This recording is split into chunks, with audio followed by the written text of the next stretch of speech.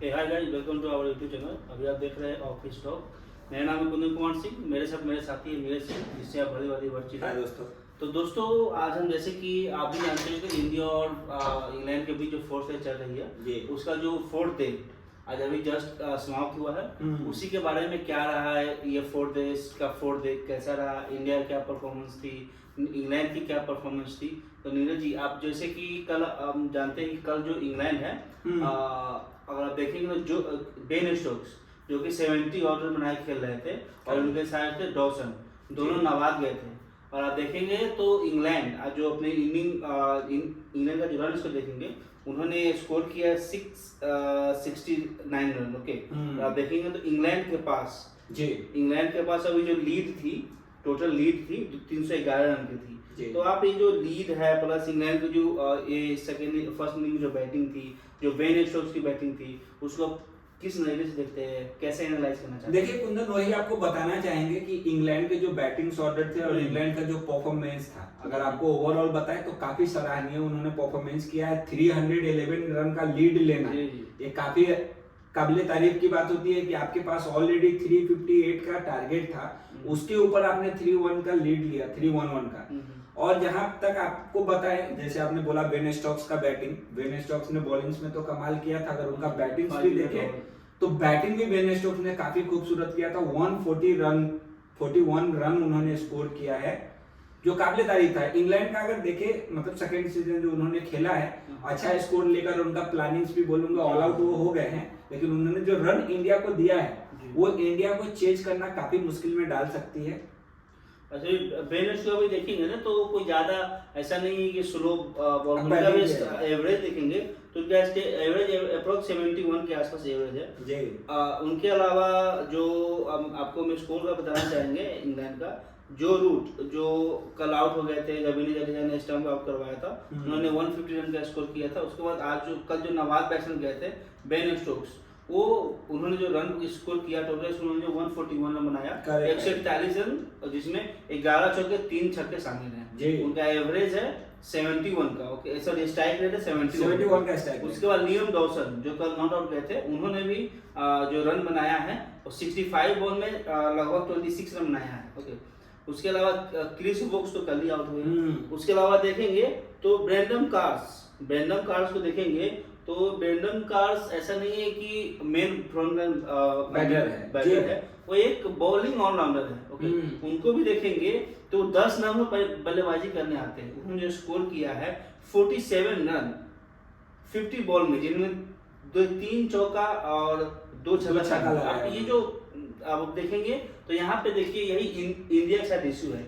India का जो है टेल एंडर, जो किसी मैच में शायद ने आप देखेंगे तो 20 मैच में किसी एक मैच में अच्छा परफॉर्मेंस कर दिए, बट यहाँ पे अभी इंग्लैंड के साथ देखेंगे या ऑस्ट्रेलिया के भी साथ देखेंगे तो उनका जो टेल एंडर है वो हर एक मैच में, ऐसा नहीं कि कोई भी टेल एंडर आकर विकेट फेंक रही है, अपना विकेट का वैल्यू दे रही है। मतलब जैसे इंग्लैंड के साथ जैसे आप बोले कुंदन, जैसे इंग्लैंड के बैटिंग ऑर्डर और टेल एंडर के बारे में आप बात कर रहे हैं, मैंने भी देखा, अगर उनका आप एवरेज भी देखेंगे तो अभी जो करंट इंडिया के बैटिंग ऑर्डर्स में जो एवरेज आ रही है वो उनका टेल एंडर देके जा रहे हैं। उनका भी अगर स्ट्राइक रेट आप देखें तो 67, 50 एबव, सारे जो बैट्समैन आए हैं वो 50 एबव भी अपना कंट्रीब्यूशन दिए हैं। तो मतलब उनका ओवरऑल अगर मैं बताऊं इंग्लैंड के बारे में, तो इंग्लैंड ने इस सीरीज को काफी अच्छा खेला है और ये फोर्थ डे सीजन को तो पूरा इंग्लैंड के नाम ही करना चाहिए क्योंकि उन्होंने अच्छा खेला है। और आप देखेंगे तो अभी जो स्टंप हो गया है, आज जो फोर्थ डे जो स्टंप हुआ है, उसमें अभी इंडिया का जो स्कोर है और यहाँ पे 174 पर 2 विकेट है, जो कि 63 ओवर का खेल खत्म हुआ है। और आप देखेंगे अभी भी इंग्लैंड के पास 137 रन का लीड है। और आपको अगर यहाँ पे भी हम आपको क्या करते हैं, जो इंडिया की जो बैटिंग है, ओके, इससे पहले आपको एक चीज और बताना चाहेंगे, जो इंडिया की जो गेंदबाजी थी उसमें देखेंगे तो सबसे ज्यादा विकेट जो लिए तो सर रविंद्र जडेजा, जिन्होंने 37 ओवर, एक मैच में एक बॉलर 37 ओवर डालता है। आपको ये फिटनेस, ये जो मेंटेन है, प्लस ये डेडिकेशन जो है, उन्होंने 37 ओवर का गेंदबाजी किया। कुंदन, मैं यहाँ पे आपको रोकना चाहूंगा, जैसे कल हम एंड कर रहे थे अपने दोस्तों को बताना चाहेंगे कि जब हम सेशन एंड कर रहे थे तो हमने आपको बताया था कि आपने पूछा था कि आप किसके नाम पे विकेट देखना चाहेंगे और कितने विकेट गिरे, तो हमने प्रिडिक्ट किया भी था कि सर रविंद्र जडेजा हो सकता है कि वो घातक साबित हो इंग्लैंड के लिए, और आपने देखा भी होगा कि सर रविंद्र जडेजा ने ही विकेट लिया था वहां पे।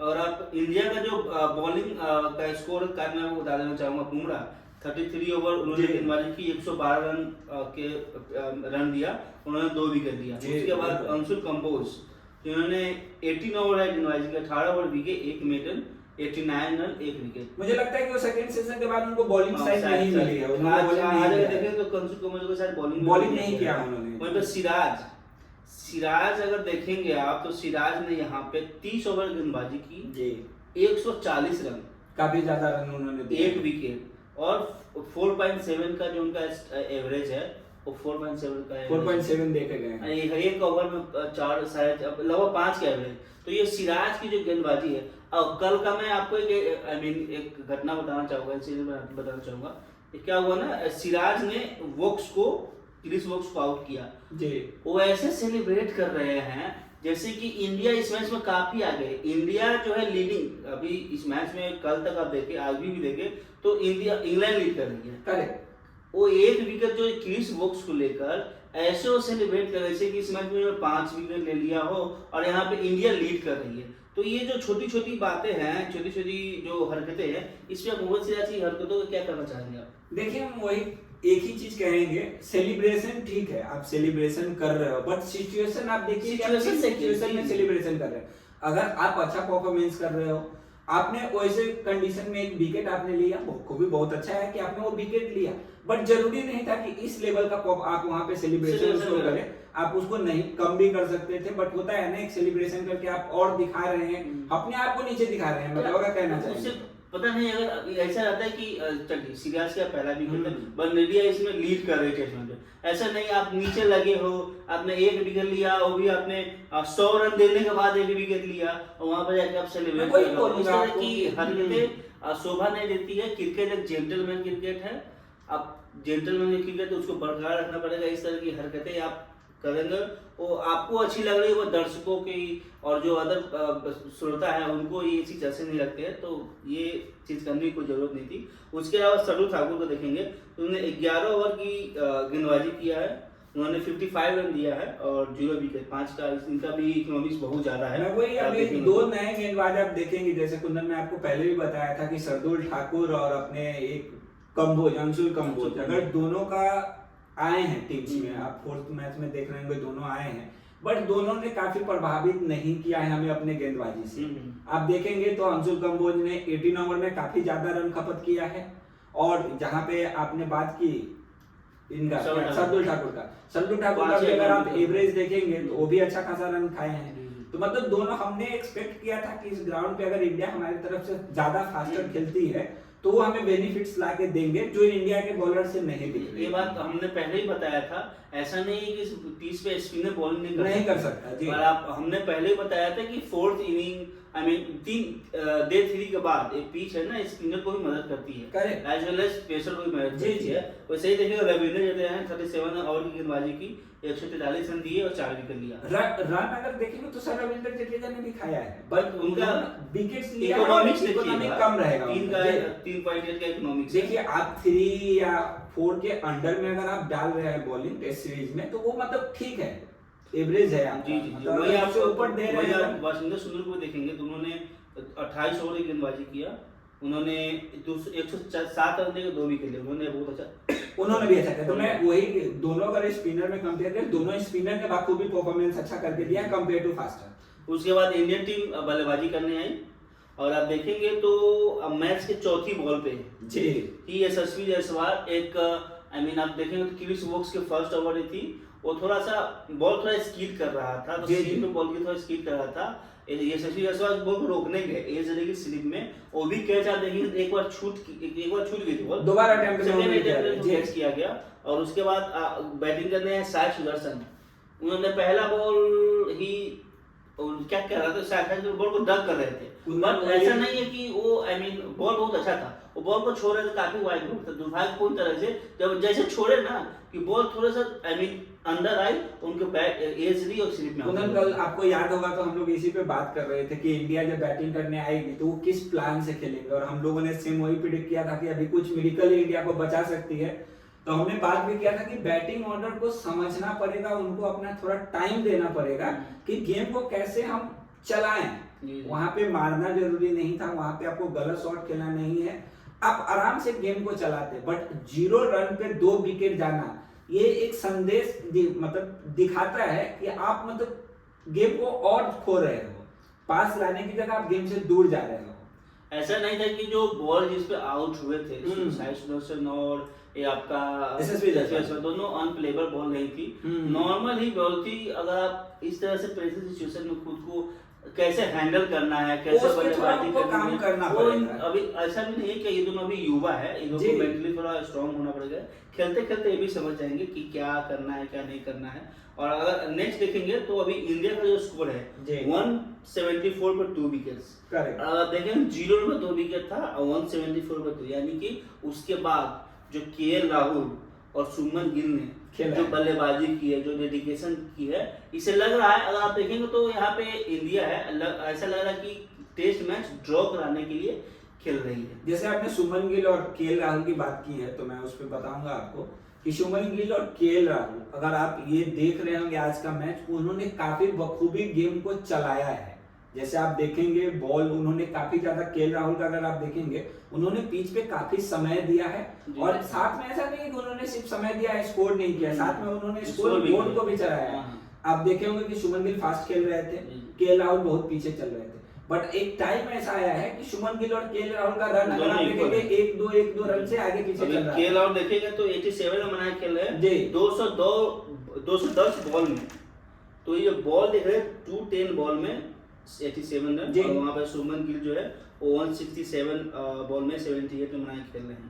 एक टाइम ऐसा भी था कि जब सुमन गिल और जो केएल राहुल बल्लेबाजी कर रहे थे तो मिडिल फेज में 130 बॉल में एक बाउंड्री भी नहीं आया था। ऐसा लग रहा कि ऐसा उनको देखिए, अभी इंडिया का है यहाँ से जीतना नामुमकिन है, पर इंडिया जैसे कि आज सुमन गिल और केएल राहुल ने 2 सेशन खेला, ऐसे ही डेडिकेशन दिखाना पड़ेगा, और आपको वहां पे कल भी सेम डिफेंसिव मतलब बना रहे, आपको विकेट देने की आवश्यकता नहीं है। और जैसे केएल राहुल और सुमन गिल ऑलरेडी काफी मैच्योर प्लेयर है, और वो सिचुएशन को हैंडल करना बहुत बाखूबी जानते हैं कि किस सिचुएशन में आपको क्या देना है। और आज का जो सेशन देखेंगे उस पर वो दोनों ने खड़े उतरे हैं, काफी अच्छा प्रदर्शन रहा दोनों का, बहुत अच्छा खेले, और मेरा होप है कि वो कल के दिन भी आए तो अपने प्रदर्शन को सेम बरकरार रखे, एटलीस्ट वो अपना विकेट ना गवाएं। जी अभी भी देखेंगे आप तो यहाँ पे अगर देखेंगे तो इंडिया इस मैच में काफी अभी भी पीछे है,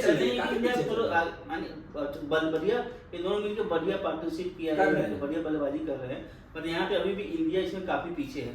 तो यहाँ पे अगर आप देखेंगे 137 रन से पीछे इंडिया है, तो कल इंडिया का अप्रोच आपके हिसाब से कल इंडिया का अप्रोच क्या होना चाहिए? इंडिया सेम डिफेंसिव माइंडसेट से जाए या फिर थोड़ा एग्रेसिव होके इस मैच को कैसे लेते कल के लिए? कुंदन देखिए, अगर आपके हिसाब से अगर हम बताएं, मेरे हिसाब मैं ये कहना चाहूंगा कि इंडिया एग्रेसिव में जाए ही मत। अगर आपको मैच को रोकना है, अगर आप एग्रेसिव मोड में जाएंगे, हो सकता है आप अच्छा भी खेल सकते, हो सकता है कि आप लूज कर दे विकेट। अगर यहाँ पे विकेट गिरना वो इंडिया के पक्ष में किसी भी एंगल से ठीक नहीं रहेगा, क्योंकि यहाँ पे इंडिया काफी पीछे चल रहा है। वहां से आपको कमबैक करना, अगर आप चाहेंगे कि हम स्कोर को चेंज करके फिर एक आगे चले जाएं, तो पॉसिबल मेरे को किसी भी एंगल से नहीं लगता है कि इंडिया इस स्कोर को चेंज करके आगे जा सकता है। ऐसे आप देखेंगे इसके बाद जो बल्लेबाज आने बाकी इंडिया टीम में ऋषभ पंत जो कि अनफिट है, अभी कितना चोटिल है, मतलब उस पे भी एक क्वेश्चन मार्क है। उसके बाद रविंद्र जडेजा, वाशिंगटन सुंदर, फिर उसके बाद आपका जो टेल एंडर आएगा आपका सुलभ, जो कम्बो, सिराज, बुमराह, वही कहेंगे ये जो बैटिंग ऑर्डर 2 जो आप देख रहे हैं केएल राहुल, सुमन गिल, इसके बाद जो आएंगे हम उस पर उतना उम्मीद नहीं जता सकते हैं कि मतलब वो हमें इस मैच को लीड जिता के दें या ड्रॉ करा के दें। जीतने का तो चांसेस हमको लगता नहीं है। मैच में एक ही पॉसिबिलिटी बनती है जो है ड्रॉ का।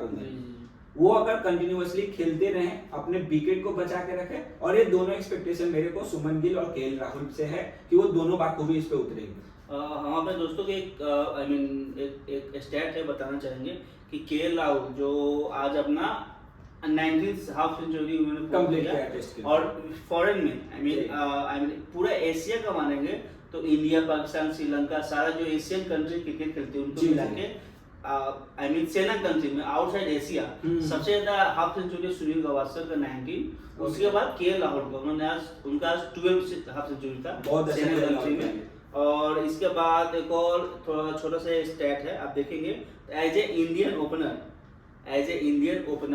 आई मीन इंग्लैंड में सेना कंट्री में देखे as a Indian opener SENA country में सबसे ज्यादा रन बनाने वाले प्लेयर है सुनील गावस्कर एक सीरीज में। उन्होंने 1979 में 542 रन बनाया था। जी बिल्कुल। उसके बाद देखेंगे सेकेंड स्थान पर के राहुल है, उन्होंने इस 2025 में उन्होंने ऑलरेडी 508 रन बना दिया है और यहाँ पे रन बना के खेल रहे हैं। सबसे ज्यादा बनाने हैं सुनील गावस्कर। और उसके बाद देखिए मुरली विजय, उन्होंने 2014-15 में 482 रन बनाया था एक सीरीज में। उसके बाद वीरेंद्र सहवाग 3-4 में उन्होंने 464 रन बनाया है। मतलब इसमें जितने लोग हैं उसमें मतलब सारे लोग संन्यास ऑलरेडी ले चुके हैं। के राहुल जो है जो अभी खेल रहे हैं, तो होप करते हैं कि वो और आगे और ज्यादा रन बना के और फर्स्ट पोजीशन पे भी वो आ सकते हैं। अभी भी देखेंगे तो क्योंकि के राहुल इस मैच में भी बैटिंग भी कर रहे हैं। हाँ, बढ़िया अपॉर्चुनिटी है। और इसके बाद एक मैच और होना बाकी है, फिर पे से बचा हुआ है। तो मुझे लग रहा है कि अभी ये जो सीरीज चल रहा है इसी सीरीज में के राहुल वो सारा रिकॉर्ड वहाँ पे तोड़ देंगे। और एक चीज और मैं अपने दोस्तों को बताना चाहूंगा कि ये जो सीरीज चल रहा है, इंडिया का जो अभी सीरीज चल रहा है इंग्लैंड के साथ, इसमें जो हाईएस्ट स्कोरर कौन है, सबसे ज्यादा विकेट देने वाले प्लेयर कौन है, मैं आपको थोड़ा ये बता देना चाहूंगा अपने दर्शकों को। यहाँ पे देखेंगे तो यहाँ पे 4 इनिंग में सबसे ज्यादा रन बनाने वाले सबसे ज्यादा स्कोर किया सुमन गिल ने, जो कि 697 रन आई मीन 697 रन अभी बैटिंग कर रहे हैं। उनका एवरेज देखेंगे 99 का है। उसके बाद देखेंगे तो के राहुल है, के राहुल ने 4 मैच के 8 इनिंग में 508 रन बनाए हैं, 72 का उनका एवरेज है। उसके बाद तीसरे नंबर पे देखेंगे तो यहाँ पे आपके ऋषभ पंत है, जो कि यहाँ पे 479 रन बनाया उन्होंने, 68 का आई मीन उनका जो एवरेज 68 का है। और उसके बाद जेमी स्मिथ और रूट जो कि 424, 407। और आप देखेंगे टॉप 3 बल्लेबाज देखेंगे तो इंडिया की है, फिर भी यहाँ पे देखेंगे तो इंडिया 2-1 से पीछे है। तो इस बल्लेबाजी अच्छा करने के बाद भी यहाँ पे यहाँ पे इंडिया पीछे है। आप इसको किस नजरिए से देखते हैं, क्या कमी लगी इंडिया टीम को? कुंदन, इंडिया टीम में कमी देखिए क्या है, हम सिर्फ एक बल्लेबाज या 2 बल्लेबाज के स्कोर से मैच को नहीं जीत सकते हैं। हमारे टीम्स में जितने भी प्लेयर है, जैसे आपने इंग्लैंड से कंपेयर करूं मैं थोड़ा, अगर आपको लेकर चलूं तो वहां पे सारे प्लेयर का कंट्रीब्यूशन आपको देखने मिल रहा है। सारे प्लेयर का कंट्रीब्यूशन, शायद में उसका एवरेज जो है सारे प्लेयर का काफी अच्छा प्रदर्शन है। हमारे यहाँ पे सुमन गिल, ऋषभ पंत आप बताए जैसे उनका एवरेज अच्छा है, स्कोर भी अच्छा किया है, बट हमें सारे प्लेयर को लेके चलना पड़ेगा। अगर सारे प्लेयर अपना 200% देंगे तभी हम गेम जीतने का चांसेस हमारे पास रहेगा। सिर्फ एक प्लेयर हमें गेम जिता के नहीं दे सकता है। ऐसा भी है कि अगर देखेंगे तो इंडिया का बॉलिंग भी उतना आई मीन आप बोलेंगे तो बॉलिंग भी सही है, उतना खराब बॉलिंग भी नहीं है। और आप देखेंगे मोस्ट विकेट देखेंगे इस टेस्ट में तो अपने दर्शकों को बताना चाहेंगे सबसे ज्यादा विकेट लिए हैं बेन स्टोक्स 16 विकेट। उसके बाद देखेंगे तो बुमराह 14 विकेट, उसके बाद सिराज 14 विकेट, उसके बाद ताजली 14 विकेट। अब देखेंगे टॉप 5 में यहाँ पे 3 इंडियन ही है। इंडिया टीम का हारने का यहाँ पे रीजन में दोस्तों को बताना चाहूंगा, जैसे मान के चलिए किसी टेस्ट में आई मीन सुमन में बच्चा खेल दिए, किसी टीम में आप मैच में खेल दिए आपको ऋषभ पंत किसी, तो बाकी अदर प्लेयर से परफॉर्मेंस नहीं आ रही है। मैं वही बोला जैसे आपको इंडिविजुअल परफॉर्मेंस आ रही है, टीम स्पिरिट है ना। जैसे आप देखेंगे यहाँ पे इंग्लैंड को तो हर एक मैच में कोई ना कोई प्लेयर आ रहे हैं जो बड़े नहीं खेल रहे हैं, उसके पीछे जो अदर प्लेयर है सपोर्टिंग का रोल खेल रहे हैं और कुछ कंट्रीब्यूट कर रहे हैं। देखिए कुंदन, वही बोल रहा हूँ, परफॉर्मेंस जैसे आपने बोला कि सारे लोगों का परफॉर्मेंस मैटर करता है, और जब तक सारे लोगों का परफॉर्मेंस नहीं आएगा किसी भी मैच या किसी भी श्रृंखला को जीतने के लिए बहुत मुश्किल झेलना पड़ेगा इंडिया टीम को। और मेरा इस सीरीज में एक और मैं आपको बताना चाहूंगा अपना ओपिनियन, जो मैनेजमेंट है, जो आप कंडीशन को समझ के उसके हिसाब से खेलने का जो सुमन गिल का डिसीजन है, मेरे को उस पे भी थोड़ा प्रॉब्लम है कि सुमन गिल ने सही टाइम पे सही डिसीजन नहीं लिया है। जो मैच का, अगर आप मैच हार रहे हो ना तो उसका मेन पॉइंट वो भी है सुमन गिल का डिसीजन।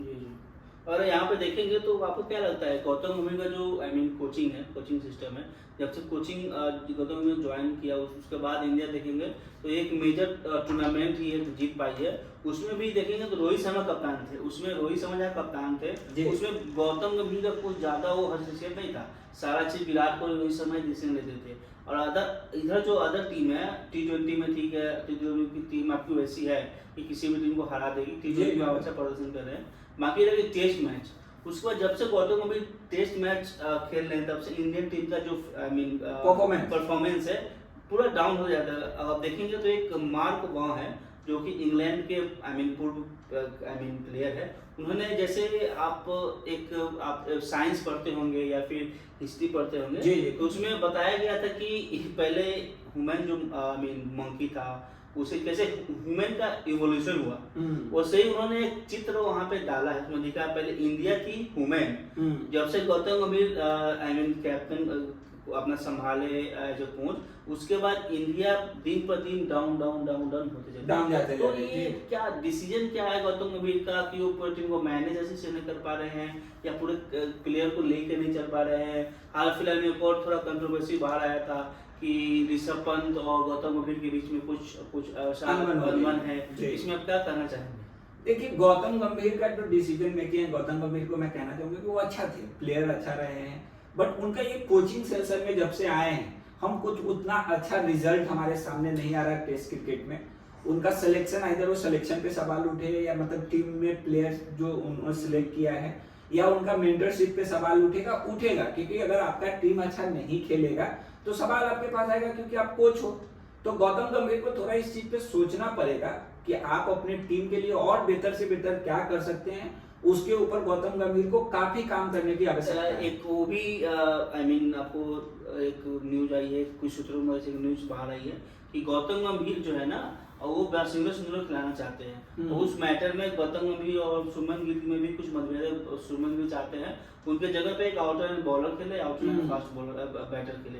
तो ये डिसीजन कैप्टन और जो आपका जो वाइस कैप्टन है, जो आपका हेड कोच है, वो तीनों एक पेज पे नहीं होना, एक सेम जो बोलते हैं एक रास्ते पे, एक डिसीजन पे नहीं होना, इसका आप क्या देखते हैं, किस तरह से दिखते हैं आपको? देखिए क्या ये डाउनफॉल का मेन रीजन नहीं है?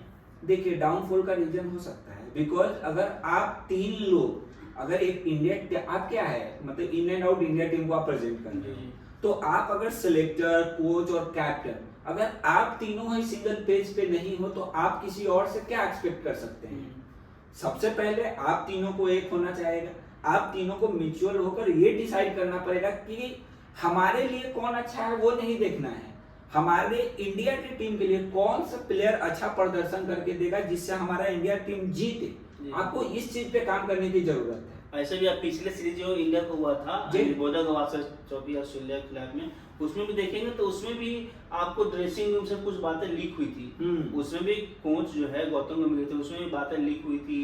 वहाँ पे गौतम गंभीर कुछ और चाहते हैं, रोहित शर्मा कुछ और जाते हैं, उसके बाद रोहित शर्मा 4th टेस्ट खेले नहीं, उसमें रेस्ट लिया, वो भी किसका मैनेजमेंट का फैसला था या रोहित शर्मा का फैसला था। उसके बाद सारी जो होती है ना, सारी जो एक बंदा फोड़ देना, सारी जो आप बोलेंगे उसको दोस्त जो लीक कौन करवाया उसका सारा आप जिम्मेवार आप एक सरफराज खान पर डाल दिए। सरफराज खान आपको क्या वो लीक करेंगे कि युवा बल्लेबाज थे, उनपे सारा वो अपने ब्लेम डाल दिया कि सारा सरफराज खान ने लीक किया।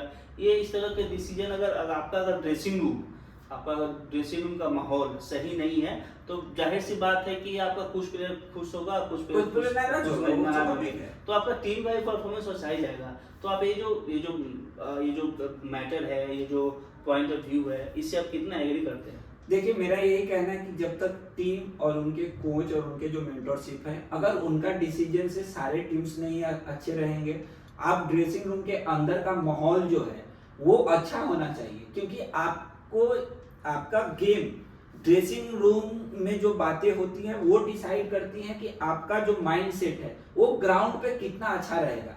अगर देखिए जैसे एक नॉर्मल जीवन का एग्जांपल देता हूँ, अगर आपके बीच में कुछ अनबन है तो अगर आप किसी चीज में जा रहे हो काम करने, तो वहां पे क्या रहता है ना, आपके माइंड में एक चीज पहले से चलता रहेगा कि मेरा मन नहीं है इस चीज को करने का, फिर भी आप फोर्सफुली उसको कर रहे हो। तो ड्रेसिंग रूम का माहौल बहुत ही अच्छा होना चाहिए। वहां पे सारे प्लेयर जो हैं एक पेज पे होने चाहिए, सारे टीम्स जो सिलेक्टेड हैं उनका डिसीजन एक पेज पे होना चाहिए।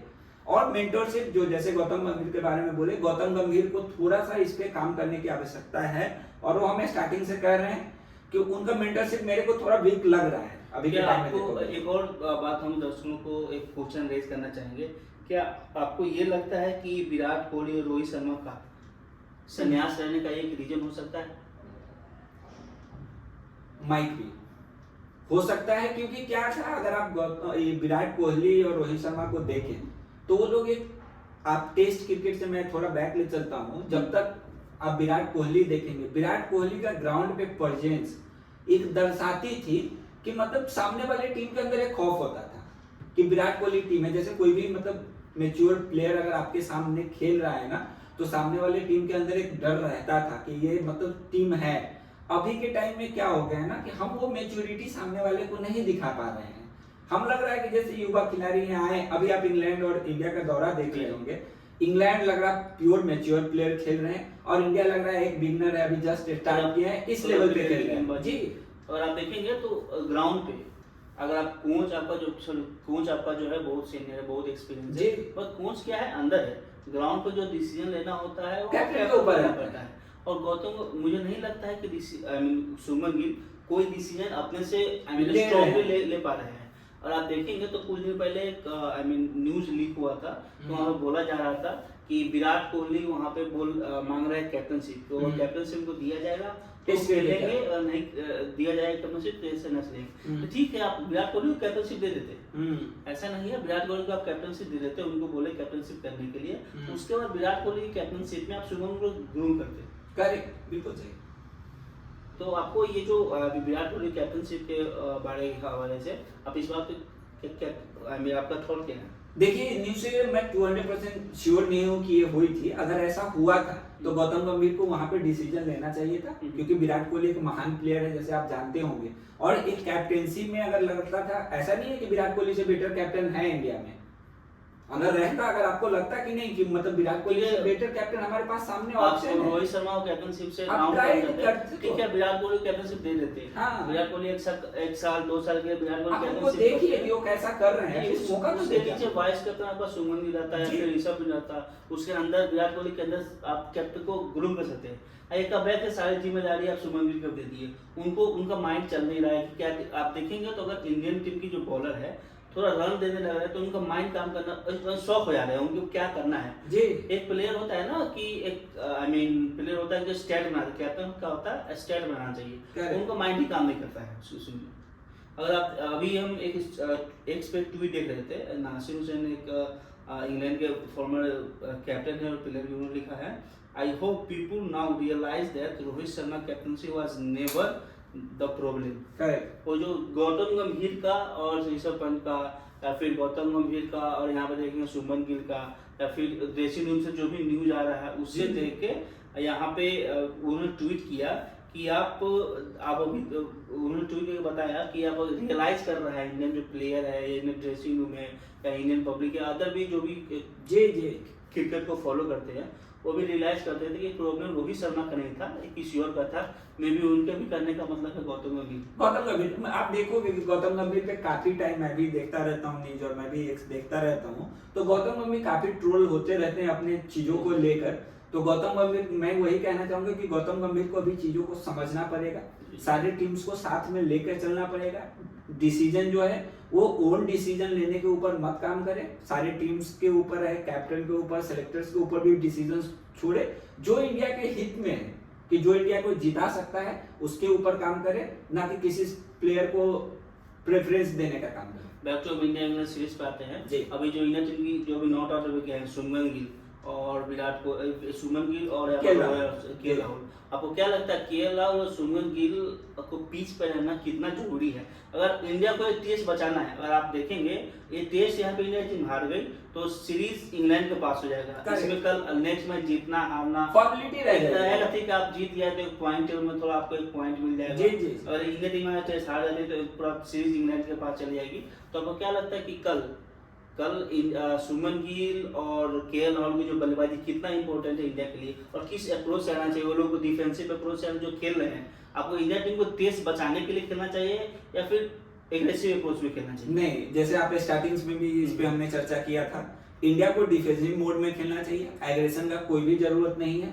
आप दो प्लेयर जो अभी ग्राउंड पे हो वो मैच का टर्निंग पॉइंट डिसाइड कर सकते हो, आइदर मैच आप जिता सकते हो या मैच को हरा सकते हो, ड्रॉ करा सकते हो। मतलब आपको ग्राउंड पे अपना 200% देना होगा, आपको विकेट नहीं फेंकना है, कोई भी ऐसा गलत शॉट आपको नहीं खेल। जैसे आज के मैच में आप देखेंगे केएल राहुल और सुमन गिल ने काफी बखूबी शॉट, जो भी उनको शॉर्ट पिच बॉल आ रहा था आप देखे होंगे, किसी में पुलर शॉट उनका नहीं जा रहा था, सारे शॉट को डीप कर रहे थे, बॉल छोड़ रहे थे, वो काफी अच्छा अप्रोच था दोनों के लिए। मैं चाहूंगा कि सेम जिस तरीके से आज उन्होंने खेला है, सेम डिफेंसिव अप्रोच से वो कल का डे भी कंटिन्यू करे, जो हमारे हित में है। अगर आप देखेंगे तो एक स्टैट भी दिखा रहा था, उसमें दिख रहा था कि सुमन और केएल राहुल 90% बॉल को उन्होंने डक किया है, मिडल टू बैक लिया उन्होंने, ऐसा नहीं कि कोई लूज शॉट खेल रहे जी नहीं, बिल्कुल नहीं। वहाँ पे दर्शकों को बताना चाहेंगे कि इंडिया को अगर इस सीरीज में आगे बढ़ना है तो इस मैच को आपको किसी हाल में जीतना तो मुमकिन नहीं है, ड्रॉ कराना पड़ेगा।